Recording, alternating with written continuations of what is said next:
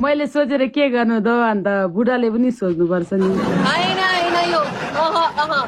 यो बुढी सोचेपछि के हुँदैन है र हो तिमी लाइट लाइट लाइट गयो बुढा यसरी भन्छ अनि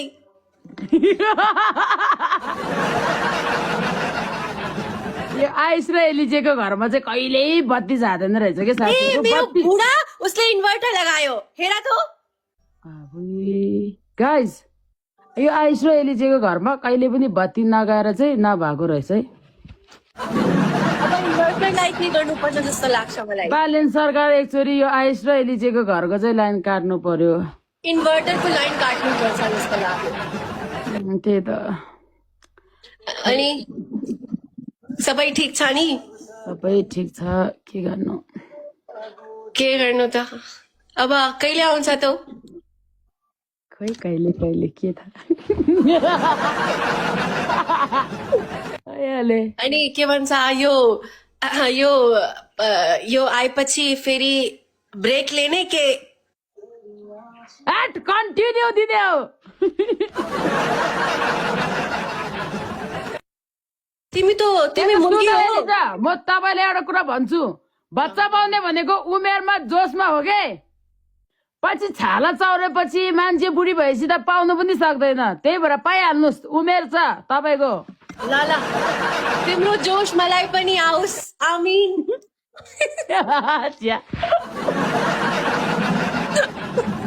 जोसिलो भनेको तामाङनी शेर्पिनीहरू मात्र हुँदो रहेछ हौ गाइजहरू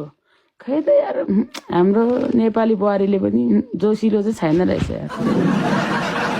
यो मैचन त धेरै जोसिलो छ यार अब के सिक्नु पर्छ जस्तो लाग्छ मलाई सिकिहाल्नुहोस् काम लाग्छ ट्युटोरियल दिनु त चिया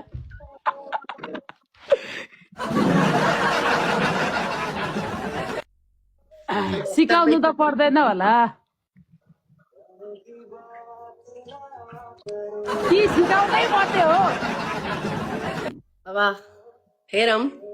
म सोचेर भन्छु